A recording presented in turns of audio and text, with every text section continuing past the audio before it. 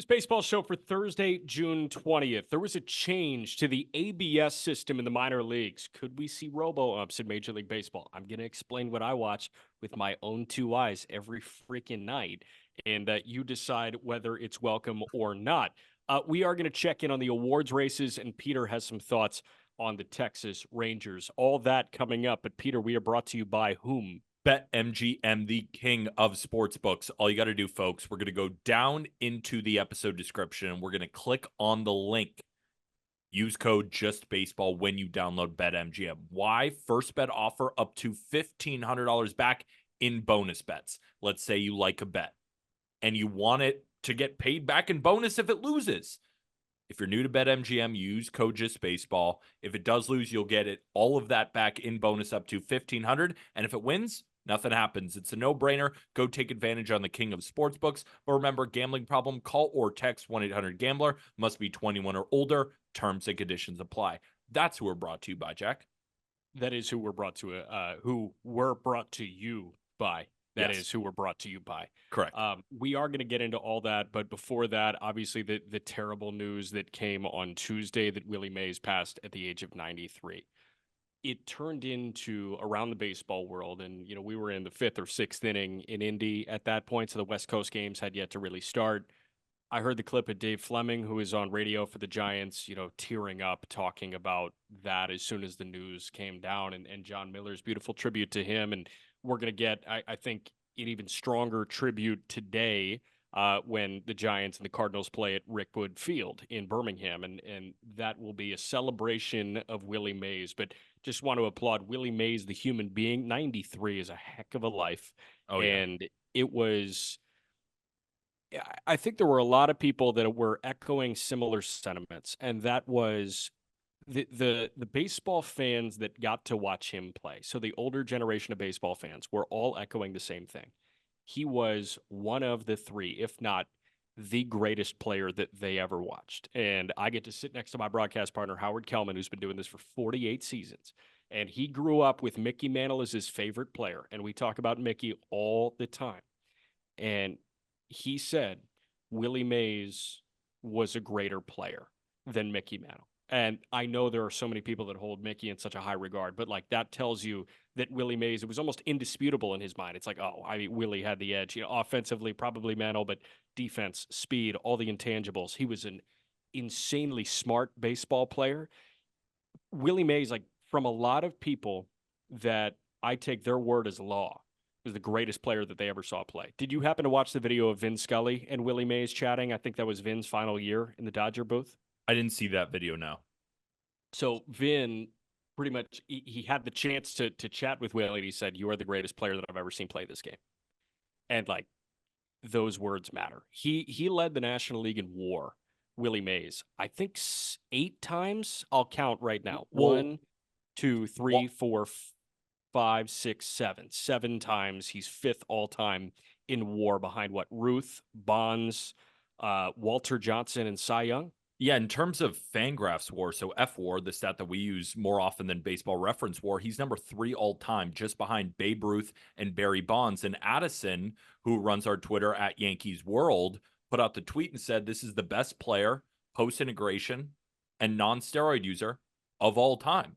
And it's rare that among the pantheon of greats in every single sport, that you can make a sound argument he was a better person than player, and he's arguably the greatest player in Major League history. So Willie Mays, I was reading this great thread on Twitter too about him. There's so many of these niche stories that you just never heard because Willie Mays is a fantastic person, but he's a very humble guy. So there was a time where he wasn't being let into the Giants stadium because he didn't have a press photo and the guards were pressing him because they didn't recognize him. So he just sat there and answered questions from the fans while they got him a press pass. And they said he was just the kindest, gentlest human being. And in a scenario like that, when you're Willie Mays and you're getting denied from your own park, that can get anybody a little bit riled up. Not Willie Mays. I highly recommend going to watch the documentary. I think it's on HBO Max. Might be on ESPN Plus, but regardless, just look up Willie Mays documentary. so many incredible stories. I don't even want to ruin them because I know I have 6 off the top of my head, but we'd Yep. spend hours talking about these stories. Go watch that documentary. Absolutely fantastic. And just to quantify again, we talked about the numbers, but 2-time MVP, Rookie of the Year, 24-time All-Star, 660 home runs, and 12 Gold Gloves, and is known for having the greatest catch that ever was. And a World Series champion. This guy led the National League in WAR. I short sold it. I said 7 times, 10 times. He had 6 10-win seasons. He had 2 11-win seasons if we're going off B-WAR. So this guy is the greatest player that a lot of the older generation of baseball fans ever watched play. And I know we're 26 years old, but we can appreciate a titan of the game and maybe the greatest player to ever do it. The term five-tool player It's Willie originated Mays. with Willie Mays. Yes. Like, that's what it was. That's where, when we're calling someone a five-tool player, it's almost insulting to Willie Mays because he is the original five-tool player. And just to continue on Rickwood Field, where the Giants and the Cardinals are going to be playing today as you're listening to this, Rickwood Field is a monument. It's a staple in baseball lore. It's older than both Wrigley Field and Fenway Park. It's the oldest venue for professional baseball in the United States. It's one of 2 remaining Negro League parks, and it has been the home, or at least players have played there, 181 of the 351 total Hall of Famers. Willie Mays, most notably, Satchel Paige, Hank Aaron, Babe Ruth, Lou Gehrig, Honus Wagner, Ted Williams, Joe DiMaggio. The list just continues to go down. So I think it's just a really cool thing that they're doing that. And this park itself is going to be wildly entertaining to hear more things about, most likely on the broadcast. So I highly recommend watching that Giants Cardinals game. That's going to be an appointment TV. And Ken Rosenthal will be there. So Ken is going to be there as the on-field reporter for that game. So yeah, again, like it really brutal news to have come across on Tuesday, but we should celebrate the greatness of Willie Mays, who passed at 93 years old on Tuesday night. It is impossible to transition off of this, but we'll go to the ABS system now. And there was an article from Jesse Rogers at ESPN.com that highlighted the memo that was sent to AAA teams that the ABS, the automated ball strike system that has been in play in AAA baseball, will be getting some tweaks as the second half of the season starts on Tuesday, next Tuesday. And just to walk you through like what the ABS system is and fill in with any questions, interject with any questions that you may have, because I know that, you're not watching it every day. I am watching it every day. But I'm going to have plenty of dumb yeah, questions, I promise. that's fine. So Yeah. we'll get into that. But what I've been watching for the last, I think 2.5 years, maybe a year and a half, I think 2.5 years, is Tuesday through Thursday, there was a fully automated ball strike system. Full ABS system was in play. So there is no tapping the top of the helmet that you've seen go viral with the challenge system. But that's my favorite part. It is. I agree. So we're going to get to that. But Tuesday through Thursday, and this is what's going away, the home plate umpire was wearing an earpiece, and a Siri-type voice within half a second of the ball popping the catcher's mitt was saying ball or strike. First question. And that's how it was. Yeah. First question. Could those umpires adjust the voice settings? Like sometimes, you could do an Australian guy or maybe Siri's voice. Is that possible? Or I that's a haven't no? gotten to ask an umpire. I've really wanted to, but I have asked pitchers about the PitchCom voice, and they said you can record your own if you want. I would use Morgan Freeman's. Yeah. Ball. Imagine that. Just strike. Just velvety. Strike. Yeah, baritone. Velvet baritone. But so that was what was happening Tuesday through Thursday. And that pissed a lot of pitchers off because there's no malleability. There's no adjustability in that strike zone. Yep. So if you're a millimeter off the corner, you're not getting that call. Yeah. And the issue that I saw with that, and again, it's going away, which is great. The issue that I saw with that, like blowout, for example, strike zone adjusts. Strike zone adjusts like in every given game because, say a guy is peppering the outside corner, a pitcher is going to start to get that strike call if it is consistently on the outside corner. But blowout game, I watched a position player get literally apologized to by the home plate umpire because he was lobbing in the epheses, and it was missing the upper edge by a millimeter and then dropping in is like right down the barrel, like insane. And it wasn't registering as a strike. And the home plate umpire was like, I wish I could do something about it. And there's just nothing you can do about it. So there was no adjustment available in that. Friday through Sunday, we have the ABS challenge system. Each team gets 3 challenges. That ABS system is running in the background, but the home plate umpire is calling balls and strikes. Within, I want to say, a second or 2 seconds, something, the hitter, pitcher, or catcher, if they want to challenge the call from the home plate umpire, you tap the top of your head. That's when we go to the video board and see that. The PCL is going to keep 3 challenges available for both teams. But starting on Tuesday, the International League, which is what Indy is in, is going to go from 3 to 2 available challenges. So if you win, you retain that challenge. If you lose, then you're docked a challenge, and you have 2 challenge losses available to you per game. I'm a little bit confused. Okay. I think the reason I'm confused is, so you're saying that the challenge system is they're getting docked on challenges. So instead of 3, you're going down to 2. So there's not as many challenges. But yes, how exact? Like, I'm just still a little bit confused. You're confused as to why they're going down? Exactly. So there have like, been what's the games, point? I mean, yeah.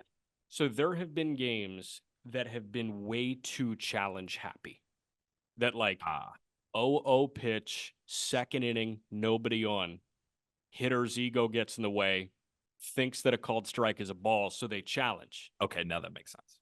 And then you just start challenging all the time. And like, it's cool the first 2 times a fan sees it, but the 10th time in a given game in a low leverage situation, like there needs to be some strategy involved with that. And I think going from 3 to 2 losses available is going to like make sure that these hitters save their bullets instead of letting their ego get in the way on an 0-0 pitch.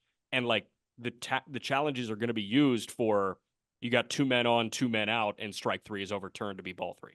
I'm glad you answered that because, as you know, I don't watch minor league baseball like you and Arm do, so I didn't know that the challenge system was just being hijacked. The guys were just like, if you're a high ego guy, like I could imagine, like, you know what? I'm not going to mention that certain player. But what I will say is I could imagine a certain player never agreeing with the umpire kind of no matter what. Yeah. And just continually challenging, and we got to sit through his ego rather than what's being changed. So that was my dumb question. I didn't know that people were abusing the challenge. No, not a dumb question. Not a lot of people knew that it was being abused. It's like, oh, challenge system, it's great. Well, it's great when it's used in high leverage moments 4 times in a given game. It's not great when it's used 15 times and the umpire's having a terrible day and they're being exposed. Now, what I love most about the challenge system is that it puts some guys in their place. And what I mean by that is there are a lot of umpires that are really good at their job. Yeah. And we heard Bryce Harper talk about that, right? He shouted out Vic Carapazza as being one of those guys, Pat Hoberg being one of those guys. But like, and again, weird, very weird. We'll see what happens. He's appealing. Should I not do the BetMGM ad read right now? I guess we already did it. It's okay. Fine. But he's appealing. Like, I don't know what's happening with the Pat Hoberg thing. Like, I just saw perfect Pat. Like, what the hell, man? But we know that there are a lot of really good umpires in baseball, in AAA baseball and in Major League Baseball. If challenges go like 0 for 4 and both teams lose 2 challenges, you know what that means? The umpire's good. Yeah. Like, you're challenging a pitch, you thought the umpire was wrong, but the umpire's right. So when you don't see challenges being won left and right, that means the umpire is doing a good job. So I really just think the games where you see a lot of 1 challenges are an indictment on the umpire. And like, in a twisted way, isn't that what baseball fans want? They want the dumb umpires exposed. Yeah. It's actually kind of a perfect plan. The one thing that I could foresee about these challenges, like let's say we do get robo-umps and we have this challenge system, there are some umpires with just, right, we're talking about players with their egos. Some of these umpires have bigger egos than any player that we could find. So know when, like, let's say the team challenges his ball and strike call, he calls it a ball, and it ends up being called one. The amount of smirks that we're going to get on camera from these guys, from these fucking dudes who are protected by the union and don't even care, just be like, they're going to be so posh and sit on their high horses and their silver spoons, be like, Oh, you want to challenge again, don't you? Oh Is God, I'm that gonna hate it. But at the no, same no, time, that's gonna though, be I'm gonna awesome love it. theater. Yeah, I'm That's gonna gonna be love it awesome and hate theater. it at this. I love this. Remember, baseball, all sports, it gets everybody riled up and for good reason, and everybody cares so much about their team and they want their team to win. At the end of the day, this is entertainment. Like that back and forth. Oh, I can't. I'm gonna hate it so much that I'm gonna love it. Try me again, little boy. Like that Yeah. kind of thing. I And then I cannot want some wait. shit talking like under CB Buckner's breath. Challenge again, bitch. Like or something like that. I want that. And I want it on audio. That's gonna be electric. I'm now We need so hot pro mics. it. We need more hot mics. Need more on. Oh, I could just For imagine. some reason, yes, always has hot mics. Like near Yeah, they Aaron do. Boone, there's always a hot mic. Always a hot mic. And sometimes the umpires hear a fan yell and just kick Aaron Boone out anyway. And toss Boone, yeah. Yeah. Listen, man, craziness. But I do think that the two challenge limit is the closest thing that you're going to see to being major league ready. So the Mm, International League in the second half is the closest we've gotten to something being major league ready. Now, what needs to happen, and I don't think it's ready for next year. What needs to happen is the zone needs to be not like I guess uniform, but it needs to be properly calculated. So last year, the issue with this automated zone was pitchers were not getting the high strike. It was too low. So like pitches that were about belly button high, for some people, like it was just off. Like yeah. it was the zone was too low. Now, and Baseball America had a really good piece about, kind of how they found that reception and they upped the percentage of the hitter's height to create the upper limit of the strike zone going into this year. The thing that we've seen this year is like the high strikes are fine now, but the corners are being pinched. Like Mm. for some reason, the lower outside corner, the lower inside corner, you're just not getting that. And I heard some pitchers tell me that it feels more like an oval shape instead of a true rectangle, That where makes it's sense, like you actually. think you dot the corner and it misses the oval zone. So like it's kind of weird. I haven't seen a concrete photo of like an ovular strike zone, but I I don't know. I kind of believe them because there are so many pitches that I feel like are dotted on the corner that are just not getting called strikes. Do you feel bad for the catchers at all? How framing I is going to do. kind of get kicked I out? do. I feel terrible for the catchers. I mean, that's And that's changing a lot of jobs. A lot of jobs. I mean, we have a whole new position now, basically. Like, arguably, the most important role of a catcher is to steal strikes.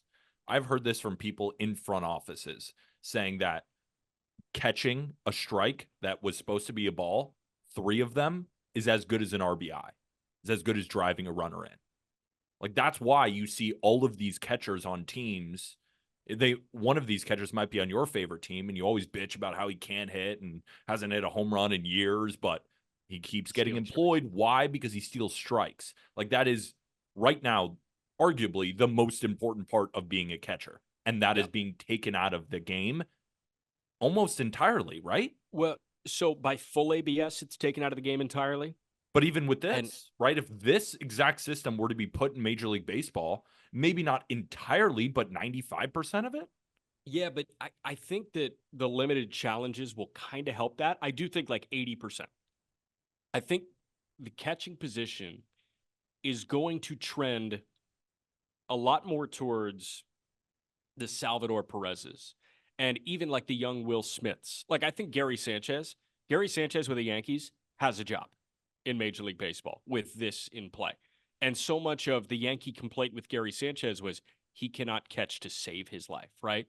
But guys with some first base threat that are catching prospects, like I'm thinking about Samuel Basayo in Baltimore, absolute rocket for an arm, struggles with receiving, but an elite offensive player. If you can keep him behind the plate and you can add another really good offensive player at first base, like it's harder to find better offensive catchers, right, than better offensive first basemen. So I do think that catching is going to become a more offensive primary position with this, but I don't know if there is a challenge system adopted with two challenges available. I don't know if it 100% wipes out the value of receiving. I think it 80% wipes out the value of receiving, which sucks. But that's kind of where we're headed if we want accountability for umpires. So basically what you're saying is that a lot of people should go on eBay right now and start investing in Ben Rice baseball cards Yes, because pretty catcher, much. first base, the reason he's up in the bigs right now for the Yankees is the bat, but he doesn't really have a position. And I watched him play first base. All it took for a game for me to say, yep, first base might not be your position, but he does have some catcher. He does have some catcher in him. He's also an electric factory. Did you see the post game interview? Oh, he's already just. I mean, he was a Yankee fan growing up. The Yankees came up with this thing like "Welcome to the Rice Age." Oh, I love that. Welcome to the Rice Age. Electric. His presser was electric. He is electric, and now he's got a real spot potentially with the Yankees. Yeah. Considering that the ABS system might change, and doesn't matter about your glove as long as you got a rocket. Austin Wells, I'm looking at you too. Even though Austin Wells has been decent. Go buy Wells cards. Go buy Basayo cards. Go Yeah. buy Samuel Basayo cards. I That's what heard I'm saying. Orioles, and I immediately had to go to the Yankees because I'm still pissed at the Orioles for Is I that a know it new was rivalry? unintentional. What? Is that a new rivalry? It has to be. This is electric. These are the two best teams in the American League just going toe to toe against each other. Just big boppers on both sides, and these two teams do not like each other. And Yeah. I was getting into an argument in our just baseball chat, and I've seen this argument happen on social media, so I might as well bring it up. No, I don't think that the Orioles are at the Yankees on purpose. I don't think that Albert Suarez intentionally hit Aaron Judge on the hand. I don't think that Gleyber Torres was intentionally hit. Does that mean that Yankee fans and the Yankees can't be mad? You just hit the best player in the league, the guy with the 208 Yeah. WRC plus, the guy who's hunting for 60 home runs again. The life and blood, the captain of the Yankees. You hit him on the hand a few days after Mookie Betts just went down for a fractured hand, and we're going to talk Yeah. about the fallout of the NL MVP race because of that. We're not allowed to be upset. Orioles fans, You're give me allowed. a break here. Come on. This isn't an argument about whether it was on purpose. If we hit Gunnar and then Adley, oh my God, it would be World War III in Baltimore. Stop it. I saw so much bullshit on the internet. I couldn't believe it. Which, like Gunnar and purpose. Why are you mad? Shut up. It's Aaron Judge getting hit with a 95-mile-an-hour fastball in the hand. I don't care if it was on purpose at all. We have the right to be incredibly upset. I'd say it's more like Gunnar and Kauser. Sure, Like, don't care. It's Okay. it's a slide at Glaber. Funny, good for you. We move past that now. I get it. Sure, hit Kauser. No, I don't mean it. I don't mean it. But damn right, I was upset. I don't care Yeah. if it was on purpose. That was bullshit. And yeah, there is a rivalry now. There was one. Okay. There is one. I can really appreciate that. And one of the points that I was just making on another hit that I did is like, let's take the West Coast for example. Like, yeah, Dodgers Giants is the rivalry, right? Like, oh, that's the one you don't like each other. It's like Dodgers Padres though. Yeah. Dodgers Padres now, yeah. Like, Yeah. so there's the historical rivalry, and then there's the current rivalry. And like, hey, nothing's gonna unseat Red Sox Yankees. But the Red It's not Sox are even little brother right now. It's not Clearly, even a rivalry anymore. Like though, I think it the is. Yankees hate the Rays and the Orioles more than they hate the Red Sox right now. So that's the thing. Like, there's a real big brother little brother dynamic in Red Sox Yankees right now. But Baltimore and New York, like that feels like the Dodgers Padres on the East Coast, Yeah, kinda. right? Well, the Padres have had success against them in the playoffs. I've had the Diamondbacks. Yeah. But And we won't talk. I hope we see Baltimore and New York match up at some point. ALCS would be sick.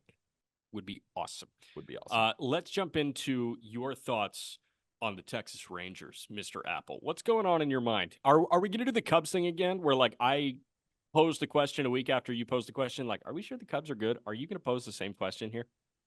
I want to give this team the benefit of the doubt after winning the damn World Series, but at what point can we say we are nervous about the Rangers and that they just aren't that good? They ranked 21st in OPS as an offense, 20th in home runs, 24th in steals. They don't hit for power, and they aren't taking advantage of the base pass. They have a 91 WRC plus as a team. That puts them tied for 23rd with the Detroit Tigers and 4 points behind the Oakland A's. Josh H. Smith has the highest WRC plus on this team. Corey Seager and Marcus Semien are the only above average hitters. They have 2 players in the bottom 10 among all players in WRC plus this year. That's Jonah Heim and Leody Taveras. Adolis Garcia, bottom 25. And that doesn't even include Evan Carter or Wyatt Langford because they aren't qualified. If they were, they'd also be in the bottom 25. We talk about how impactful DeGrom, Scherzer, and Malley is going to be when they return. But the rotation has been the best part of their team so far this year. So how much really are those arms, whenever they come back, Scherzer's supposed to come back soon, are they all going to be just the elite arms that we remember? And the Texas bullpen, even if those starters have a good outing, the Texas bullpen can't hold a lead. They have the second worst bullpen ERA, only trailing the Rockies. Leclerc, remember him closing out the World Series? He's not the closer anymore. It's Kirby Yates, who has been awesome. But outside of Kirby Yates, there's so much left to be desired. The sky is falling for the Astros, right? It's been a horrific season. The Astros and the Rangers have the same record. The Astros even have a better run differential. The defending champs, Jack, are tied for the fourth worst record in the American League. At what point do we say last year was a fluke? At what point do we say that? Because we're waiting for reinforcements, right? Because if you look at, some guys can get unlucky. Like there are teams where you look at some quality of contact metrics, everyone's underperforming. For sure. And they all have a long track record of success. Either or, right? Do the Rangers bats really have that long track record of success? Seager and Semien do. Yeah. Like Adolis is just not hitting the ball hard this year at all. He's got Which a is 400 crazy. slug. I don't know what happened. Yeah. And then the rest of their lineup, like they weren't known for having this amazing offense before last year. I think a lot of their players that were filling the gaps, that were above average hitters that you just kind of never heard of and were just, what? Ezekiel Duran, Travis Jankowski, Jonah Heim, like all these players are doing so well. They're just reverting back to their career norms. So if you don't have an MVP level Seager, an MVP level Semien, and a guy in Adolis who's hitting 50 jacks, when are we going to get the offense? And then when are we going to get the bullpen? And this isn't, the Rangers at the deadline can just go grab one bullpen arm. That's not enough. They can go grab one bat. That's not enough. And yeah, they're going to get these pitchers back. What's Scherzer really going to look like? Let's be honest here. Is he going to be better than he was or worse? History would say probably worse. Is DeGrom going to make it? Is Tyler Mahle going to make it? I don't know. I just think it's so pushed that the Astros are horrible and that it's a season from hell. And the Rangers are worse. They're worse. And they just won the World Series. Yeah. I think there is a subconscious understanding that the Rangers did it once. And the Astros have put themselves in position to do it every year for the last 7 years.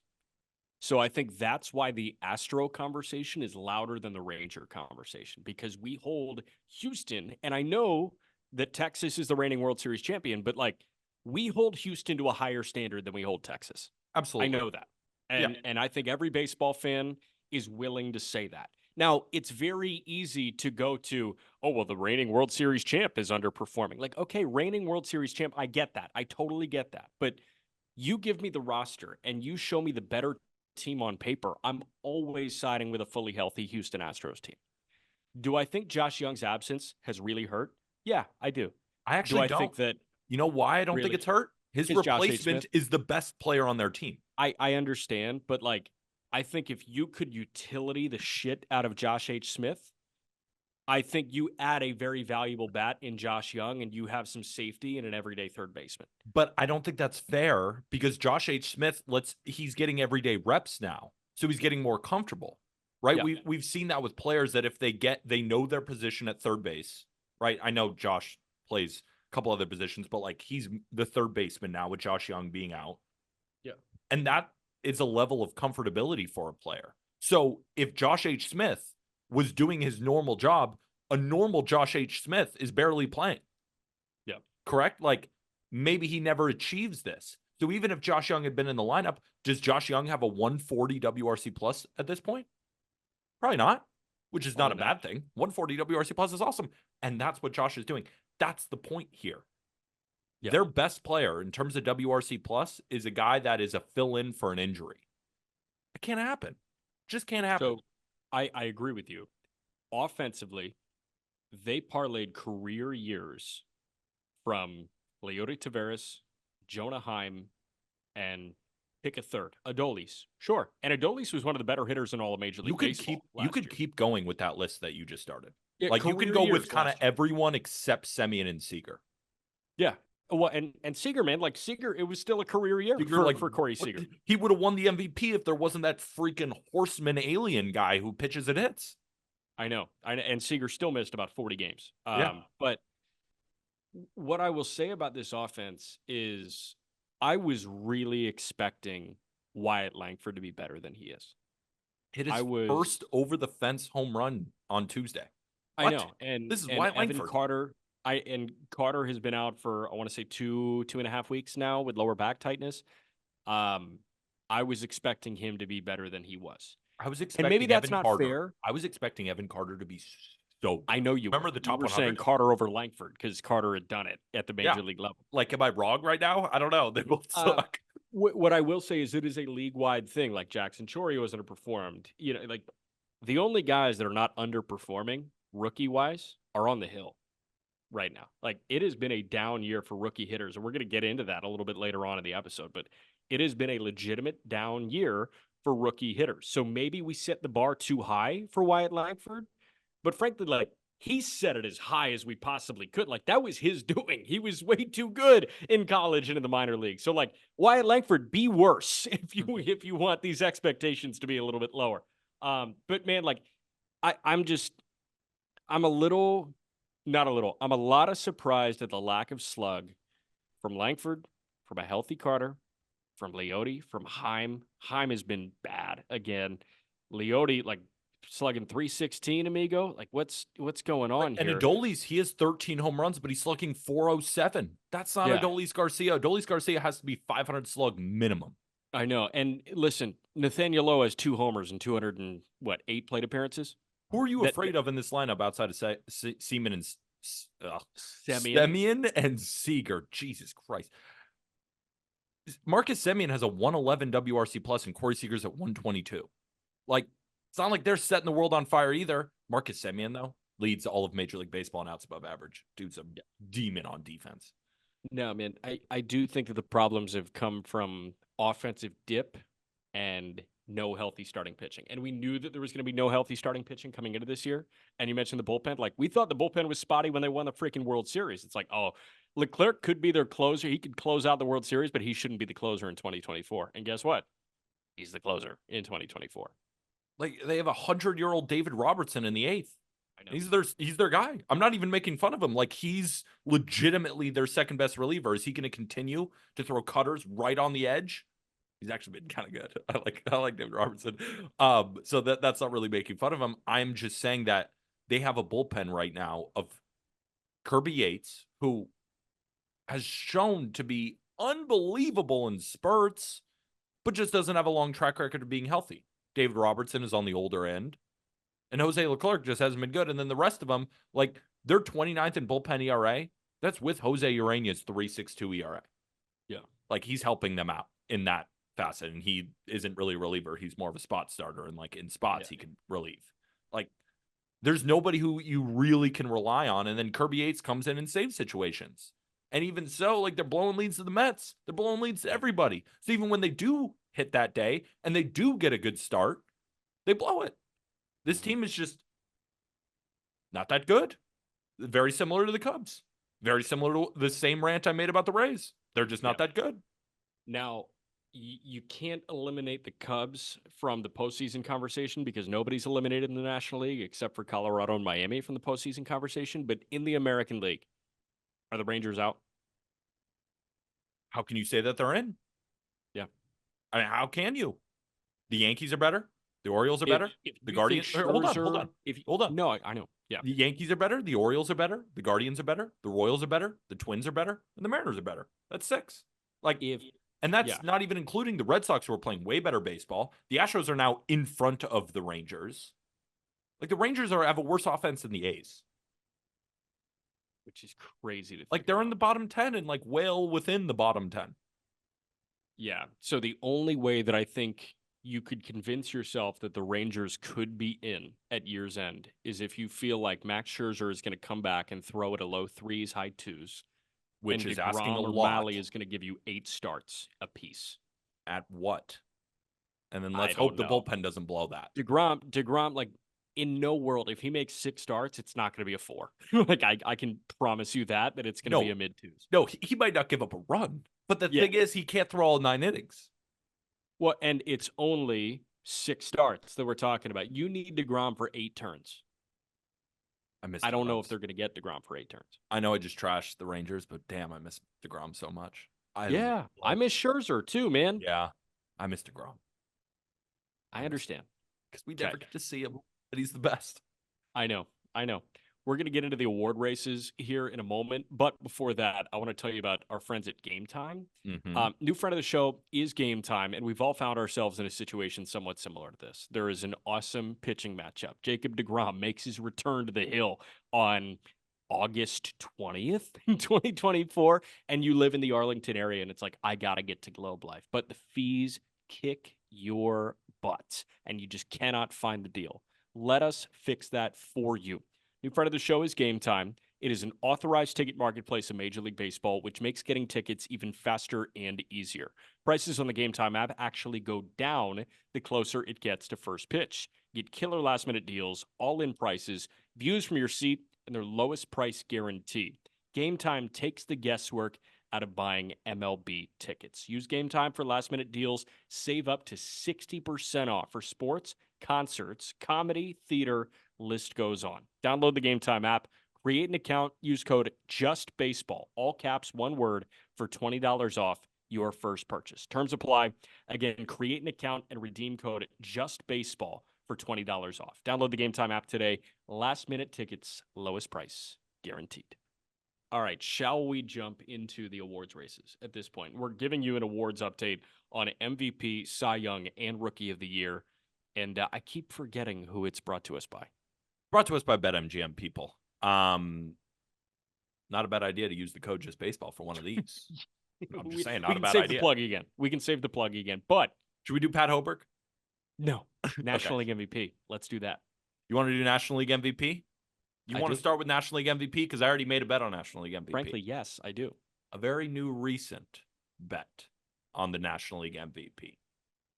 So, ladies and gentlemen, with Mookie Betts going down, I have a 2-unit future that I think only loses if this player gets hurt. We can't project that, so I'm pushing the chips in.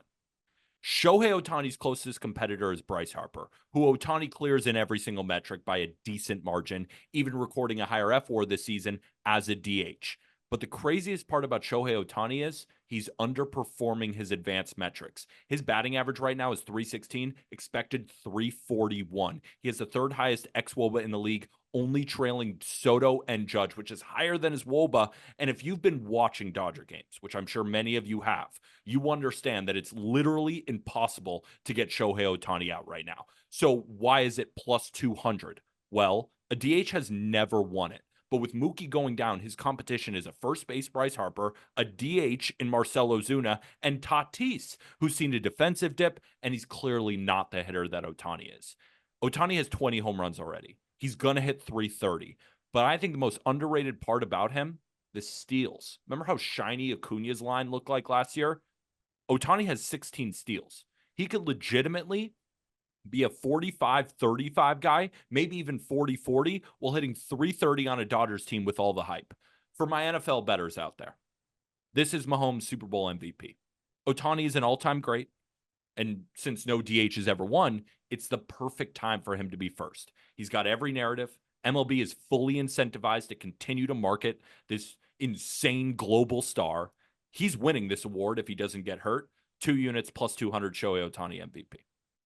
So the way that I could see this working against you, talk to me, is the panel of voters decides that a designated hitter cannot win MVP. 100%. And that's why I wanted to talk about his competition right now. It's Bryce Harper, who's a first baseman, again, where his defensive value is immense. Not much.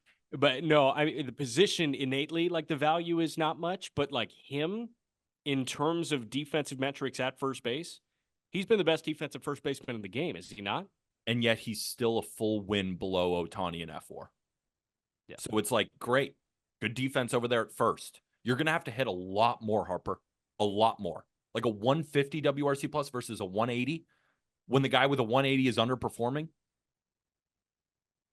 I just don't see him catching him. Now, you can make the argument about Ozuna. Ozuna's got better offensive metrics. Ozuna's even higher in F4. The thing is, and I know Ohtani's got the gambling thing, but since he's been exonerated, I don't think MLB, the panel is going to hold that against him. But we know about Marcell Ozuna's off-the-field stuff. Do you think if it's a lockstead, let's say Ozuna and Ohtani, for whatever reason, have the same numbers at the end they of the side season, with Ohtani. they're going to side with Ohtani, and no question about it. My thing is, it becomes Ohtani versus Harper. I think Ozuna's out of it. Like, I don't see a world where Ozuna could hit 50 homers, and I don't think the voters are voting for Marcell Ozuna. I agree with you. So I view it as Ohtani versus Harper. And the point that I will make is this guy is the best player on the best team. If the Phillies end with a better record than the Dodgers, I do think that like team success is going to play into this. If the Dodgers hit the skids, and by hitting the skids, I mean still win the division by 10 games, but like the Phillies are 5 games better than the Dodgers at year's end, and Harper has a 150 and is 1 win shy of Ohtani, I could see the guy that's in the field beating the DH because he was the best player on the best team versus a DH. Now, I'm voting for Ohtani. Like, yeah. I believe that it's a good pick from you. Like, I am team Ohtani in this one because what Ohtani is doing, like, as you mentioned, he has every right to be the first because he's been the first so many times before. If you're thinking that nobody's going to be the first this year, I mean, get a grip, man. Like, it's Shohei Ohtani. He's the first every year. Like, he's done things that haven't been done since blank, haven't been done since ever. This is what he does. He creates new paths, and that is what he can do this year. I believe that he will do it, but the opposing case is Harper plays the field, Ohtani doesn't. Yes, totally get that. And we're also coming off a day where Bryce Harper hit 2 home runs. But I'm going to be perfectly honest with you. Bryce Harper offensively just isn't as good as Ohtani. He just isn't. He's amazing. Like, Ohtani is hitting 316 with a 341 expected batting average. 330 is not out of the realm for Ohtani. Like, if Bryce Harper goes 280, 370, 550, I'm with giving it 40 to the DH jacks, that hit 330 with 45. And steal, like, that's the thing too. People love stolen bases, especially in an MVP race. I love right? Acuna was the clear MVP choice over Mookie Betts, even though they have basically the same F4. But Acuna stole 70 bases. Like, if we're looking at Bryce Harper, when Ohtani has more home runs, 40 more steals, 50 points higher in batting average, and has a win and a half more in the F4 department, like, I think Ohtani's going to get better, not worse. Like, there's nothing in Bryce Harper metrics that tell me he's going to get better. I think he's just going to maintain this. And I love Bryce Harper. But unfortunately, and Bryce Harper has more aura. Phillies fans, we know this. We know he's got more aura. Plenty of aura. I don't know. Bryce Harper, nobody touches that aura. Him in the bank, I get it. I get it. I get it. I promise you. And I'm an aura respecter. He's not Ohtani. He just isn't. And I think that defense argument is a little bit null and void, considering that he does play first base and he just won't be able to hold a candle in the F4 department. So I think anybody who reads any stat sheet will be like, yeah, it's like clearly Ohtani, and it's good for Major League Baseball. Their global superstar just won an MVP in both leagues, and he's the first as a DH. They're going to sell a ton of jerseys. Yeah. Like a ton. I mean, like they already have. It's plus 200, and that's another thing about the value perspective. Like, Aaron Judge, if we want to move on to American League MVP right now, we can. Last thing real quick. Yeah, go ahead. I'm with you. The only thing that I kind of want to push back on is 40 bags. Like 30 bags is in the realm. This guy's not swiping 40. He has 16 stolen bases already. I know. He's not swiping 40. He's swiping 30, not 40. We'll revisit this, but move on to American League MVP. You want to make a bet right now? I'll go over 30 for sure. Yeah, no, I'm saying he's not going to steal 40. I think he steals 30. All right, let's set the line at 35 and a half. You take the over 35 and a half? Deal. Okay, cool. Yeah, you know what we'll do? A Culver's burger to whoever wins. That's fine. So I'm under 35 and a half. You're over 35 and a half. Yes. Okay. Perfect. All right. But again, this relates to the American League side. Aaron Judge is minus 120. Like Aaron Judge, right? Has more competition than Shohei Ohtani does. That's the thing. He's got a 5.0 F4. Soto's at 4.7. Gunner's at 4.7. Bobby Witt Jr.'s at 4.5. Aaron Judge has far greater competition. He just got hit on the hand, and thankfully, he told Aaron Boone that he wants to get back in the lineup. So I don't think he's going to miss time. And the books have not adjusted their odds to show that. So it does look like he's going to still be healthy. But you can't tell me that Aaron Judge is a more likely MVP winner than Shohei Ohtani. You can make a slight argument, not a difference in 220 points. You just can't. $2.20. You just can't do that. So in the American League, I think we have a fascinating discussion between Soto, Gunnar, and Bobby Witt Jr. if you are looking for a player to jump over Aaron Judge if he does deal with a hand thing. Because all these guys are so close. But I have my pick among the three if you were to go with one based on the value alone. What do you think about all that? Yeah, you just threw a lot at me. I do think it's Judge, and I think if Judge is healthy for the entirety of the year, Aaron Judge is going to win the American League MVP, and I'm not thinking about it even more. I think that this guy is going to clear 50. He might flirt with 60. We'll see what happens. And I don't want to put that on him, but I do firmly believe that it's Judge versus the field right now, and I'm siding with a Judge. Now, I think Witt's awesome. I think Gunner's awesome, but how can you look at Judge if he plays 125, 130 games? It's going to be that cat. 100% I agree. And for anyone who disagrees with us, doesn't like Judge for whatever reason, maybe you got, a worm crawling in your brain, or, maybe you're just slower mentally. I don't know. But I respect those people because I'm also slower mentally. And sometimes I have takes. And if you got a take out there, might I recommend Bobby Witt Jr. at plus 600? Because Gunner's 450 and Soto's 450. There's no reason for Bobby Witt Jr. to be at plus 600. I think it's team dependent. I think that's the only thing lowering him. Because when I look at a Bobby Witt Jr., he's putting up the same defensive metrics as a guy like Gunnar Henderson. So you're not going to have to worry about an F-war debate between those two. They're going to be neck and neck. But if I'm looking at the MVP race and I have a guy like Bobby Witt Jr., who's probably going to hit 30 home runs, he's probably going to steal 45 bases, and he's going to hit about 310, versus Gunnar, who's probably going to hit around 270, maybe 280, more home runs, but far less steals, and a similar F-war, I think the voters are more likely to go with the guy with the prettier slash line, with the more home runs and the stolen bases, like that combined. But I think Bobby Witt Jr. is not as high up on the odds just because the books aren't quite sure who really the Royals are at this point. But if I think of the Royals stay within playoff contention, Bobby Witt Jr. will be that next guy. Basically, what I'm saying is I don't think Gunnar is a good bet at all. I think if you think that the Judge injury is worse and you want to jump on a guy now, you go with Soto, who is also underperforming his metrics, second in xWOBA, above Shohei Ohtani. This guy's walking more and he's striking out, and his defense has been unbelievable. That's why the F-WAR is as high as Gunnar or Bobby. I would go with Soto or Bobby. I would not touch Gunnar, personally, and that's not a Yankee fan mad at the Orioles thing. That's a pure value sense. I think that reasoning makes a ton of sense. I really do. And I think if the Royals are in contention for the American League Central, if they win that division, I don't see a world where Gunnar finishes ahead of Bobby Witt Jr. in MVP voting. Because, again, there's way too much talent around Gunnar.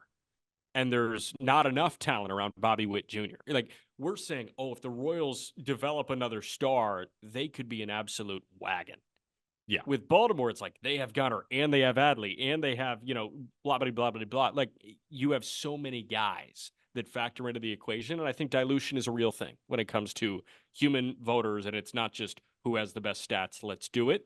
I think Bobby Witt doing it, it's unfair to say entirely on his own, but I think doing it with less help than Gunnar Henderson has is certainly point Witt. And if you're a degenerate that just wants to throw a nickel on something and just to sweat for fun, and it's a super big long shot, Steven Kwan is plus 6,600. If he hits 400, like he might win. Yeah, for He's sure. hitting 398 right now. Like he's playing unbelievable. He gets 3 or 4 hits. It seems like every single game. It's not going to happen. But I've made dumber bets. Just saying. Steven Kwan plus 6,600. It's not going to hit, but That's okay. it's going to be Cy fun. Young. It's We going to got be Cy fun. Young and Rookie of the Year. I do. And this is I love going over especially the pitchers right now. I'm glad we went over the DHs because there have been some injuries to the top guys. And we also saw a lot of the top pitchers throw on Wednesday.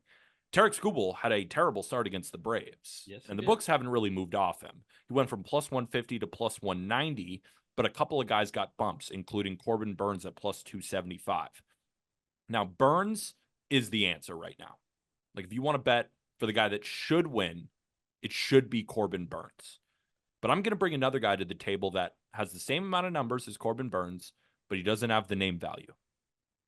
Tanner Houck is plus 1,200. There's nothing in Tanner Houck's numbers underlying when we're looking at Sierra, expected ERA, FIP, XFIP, any of those that tell me that he's just going to start to hit a wall. I truly think that he's a new Logan Webb. Now, could things happen? Whatever. And he's not the guy I think he is? Sure. But I'm looking at a guy who has retooled, new pitches, can go in and out to lefties and righties, can do both, and gets ground balls at an absurd rate, doesn't walk anybody, and actually strikes out more guys per 9 innings than Corbin Burns does. So if I'm looking at a guy who is 5x the odds that Burns is, very similar numbers, it's not a bad idea at all to invest in a Tanner Houck Cy Young ticket because Burns probably will win. If all things are created equal, Burns is going to win. But if Tanner Houck stays on this path, he's going to finish within the top 3. And at plus 1,200, those odds are too good not to take a real look at. You know who this is? This is Robbie Ray. Like Tanner Houck is Robbie Ray. It's a great comparison. Robbie Ray won a Cy Young. Robbie Ray won a Cy Young. Because I'm looking at Tarek Skubal and like, I love Tarek Skubal. But now's not the time to invest in him right now. He doesn't have a long track record of throwing a ton of innings. Like Corbin Burns does. Luis Castillo does. Luis Heel doesn't. Garrett Crochet doesn't. Cole Reagans doesn't.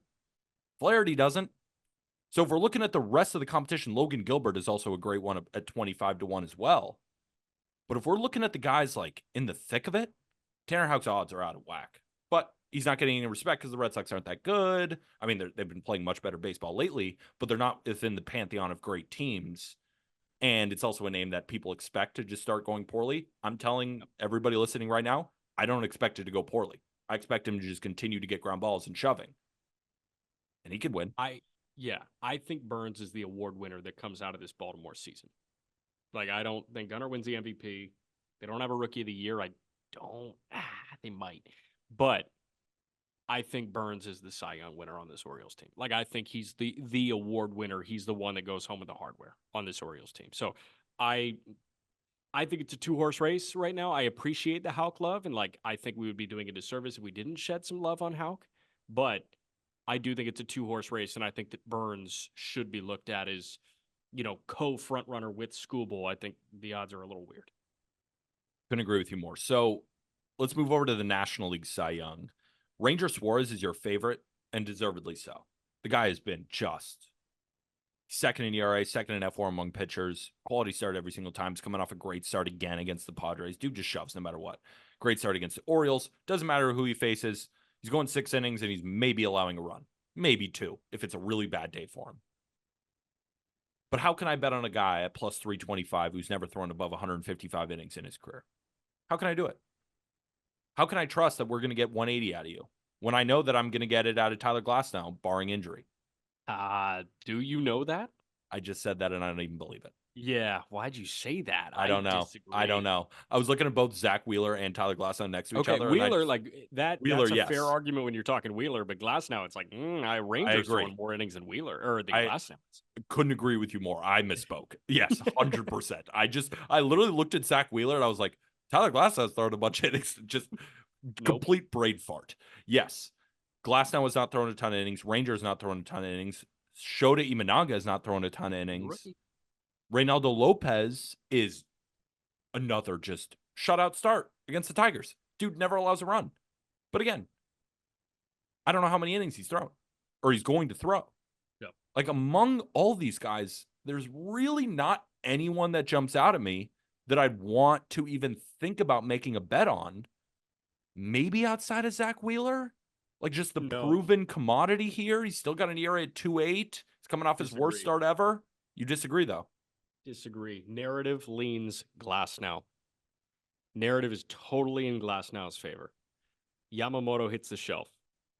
Miller has missed time. Kershaw has missed time. No, but but here I agree with you with the narrative point. I'm just talking about the fact that we both agree that he has not proven that he could be a 180 to 200 inning guy. I know, but if he throws over 160 and he's tracking to do that, if he throws over 160 innings, like everybody has missed time in that rotation, except for him. Here's the thing, though. Ranger's going to get to 160 or higher, and Ranger's going to have better stats. Like Ranger's going to win if it's 160, if that's your threshold. Strikeouts won't be better, and strikeouts are really important. Yeah, but if Ranger has a 2.05, no, if Ranger has a sub 2, he's winning this. Or no, like, if if Ranger Ranger has has a like 1, 2, even if he has a sub 2.5, like there's no guarantee that Glasnow is going to be under that. I think if Glasnow's sitting at a 2.5 and Ranger's at a 2.3, there may be a facet of people that will look at Glasnow's gaudy strikeout numbers and look at what he did consistently all year long while the Dodgers rotation was dropping left and right and vote Glasnow. Could see it. Is the MVP going to go to Ohtani and the Cy Young to Tyler Glasnow? Maybe. Could. Dodger year. But also, just so everybody is understanding me as well, I'm done betting on pitchers on anything. Anything. I don't want to make any more Cy Young bets for the rest of my life. I don't want to do any of that. Gotcha. These guys get hurt. Yeah. You never know. It's just tough. Like hitters obviously get hurt too, but it's just not at the level of pitchers. So I think Tanner Houck is great value. I'm not really sure in the National League. I think Corbin Burns is a good bet. But we're talking to you on June 19th. Could be a different conversation on June 26th. It's just not worth really backing starters. Like just from my personal experience, I bet on Spencer Strider to win Cy Young. I bet on Yoshinobu Yamamoto to win Rookie of the Year. I just threw money in the garbage. I just threw money in the garbage. Or were those bad bets? No, of course not. They're pitchers, though. And you just never know. Yeah. So I think betting on pitchers is lighting money on fire. You know, one of my great prop bets this year? Gallen under 194 strikeouts. Yeah. Like, everyone thought I was stupid because, like, why would you fade Gallen? Well, if he gets hurt for, like, 3 starts, he's not going to hit it. He's been hurt for, like, it's just all these guys. It's not an indictment on Gallen. It's just you have to be so healthy and dominant the entire time. It's really hard to do that. Like a curmudgeon, man. What'd you say? You're just betting like a curmudgeon. It's crazy. I know. I am. Oh, they're going to get hurt. I mean, I have to. I don't want to keep throwing money away. That's my impression of you. Yeah, I'm pissed because I've been throwing money away all MLB season. But luckily, my future's looking good. But regardless, Rookie of the Year. This is Luis Heels Award, and like that's it. He's minus 200. I mean, he's arguably the best pitcher in the American League this year. He's been otherworldly, but there's no reason to bet minus 200 for multiple reasons. Number one, they're going to limit his innings. Garrett Cole's back. Just it is what it is. And even if they don't, still not going to go 160. Like even if it has nothing to do with Garrett Cole, I love Luis Heel. I'm a freaking Yankee fan. You shouldn't bet on him. Can he still win? Of course he can, but not worth a bet. I'm looking at Mason Miller at plus 450. I don't think he's been good enough as a reliever to win. I know. That sounds crazy. He's got a mid-2s ERA. He's got like a 0.6 like Class A or someone like that. I think to win the Rookie of the Year as a reliever, like you have to have an unbelievable season. And that's not taking any away from Mason Miller. He's had a fantastic season. And when you watch him, he's unbelievable. But he hasn't even been the best reliever in the American League. I don't think he's going to win it over a hitter or a pitcher. And that's directly because of the position he's playing, not because of how good he is at that position. Yeah. Last reliever to win it was Devin Williams in the COVID shortened 2020 season, and he was Didn't allow a again run. COVID shortened weird. Did he not allow a run? One earned run in Yeah. 27 innings. He punched out 53. So like literally unbelievable, like a 0.33 with 53 Ks in 27 innings. Yeah, that's like the only reason. Like it has nothing to do with Mason Miller's talent. I want to be very clear. Yeah, it's his position. Willie Abreu's on the shelf right now. It's tough. Yeah. There's nobody here that I'm interested in at all. No, if Langford catches fire, but like, no. Yeah, I don't think. No. Yeah, Langford, you are right. 18-1 is like, I just trust. Yeah, it's like, oh, maybe think about it, but no, it's. But it's like we're in the middle of June. Luis Seal's got a 2 ERA, and Langford just hit his first home run over the fence. Like we're not. You're just getting cute there. Like it's Luis Seal's award, and the National League. Oh, I cannot wait for this one. This might be the best race we have, but they're pitchers, so you never know. Paul Skeens versus Shota Imanaga. Skeens plus 150, Imanaga's plus 100. I mean, Skeens has, when he's on, looks like the better pitcher than Imanaga, but at the same time, Imanaga doesn't allow runs ever. Not glazing. Not glazing. When you said when he's on, can I ask when he's been off in his big league career at this point? Didn't you think he kind of looked off against the Reds in his last start? Fastball didn't look great. That's his definition of off. You have to understand. Okay, so 6 innings, a 1-run ball is off? Yeah. With 7 Ks and 1 walk. Yeah, that's off? No, but come on. I think you just answered. I think you just answered, like, who's going to win? Oh, no. Okay, I'm glad that spin zone's electric. But I hope you understand what I'm saying. Like, you watched the start. What you're saying. You saw them barrel him up. Understand. Yeah. I understand. Like, he was probably on his B or C game. That's what I mean. He went like 6 innings of 1-run ball with 7 Ks against a Major League Baseball team that could be in line to be a postseason Major League Baseball team. I'm not glazing. But the thing is, Imanaga's been better. I know. From a production standpoint, and he has much longer track record. Do you remember that day he had against Atlanta, though? What'd you say? Do you remember that day he had against Atlanta, though? Like, do you remember when he didn't make it out of the 3rd or 4th inning and it was 7 earned? And the other starts have been so damn good. He's got an ERA below 2. I am totally with you, but like, close your eyes and try and tell me that you see a Skeen start going that way. I can't. I just can't. He's so good. He's so good. Okay. You know who we should bet on for Rookie of the Year? Jared Jones. Pocket I'm thinking. It was a great call by you, though. Jacob Young, stolen bases. Chorio's plus what? What do you have Chorio at right now? Crazy. Chorio? Dude, Chorio's odds have dropped off the face of the planet. He fell. I'm going Orion Kirkring. Jackson Chorio's at plus 10,000. That's crazy. DJ Hers has better odds than Jackson Chourio. That's wild. I'm going Orion Kirkring right now. There's nothing you can do about it. Do the merch. I really want to bet on Joey Ortiz, but I just can't fade either of these pitchers. But again, for all those people who it's like, well, the pitchers might go down, like Joey Ortiz and Jackson Merrill of the Padres are 2 really, really good bets at higher than 10-1. Yeah. If you want to play any of these, go check out our friends at BetMGM, code Just Baseball. You need tickets, game time, code Just Baseball. Get yourself some Just Baseball merch. You know, I'm rocking mine. Jack, it's okay. Don't be like Jack. Go get your Just Baseball merch in the episode description. And if you don't want to pay, you don't need tickets, and you're not a gambler, leaving a 5-star review is the best way to support this show on Spotify, Apple Podcasts. And if you've been watching on YouTube, hit that big red subscribe button, turn on notifications when we release videos, and give this video a like. For Jack McMullen, I'm Peter Apple. Of course, we'll be back tomorrow. And with that, thank you, everybody.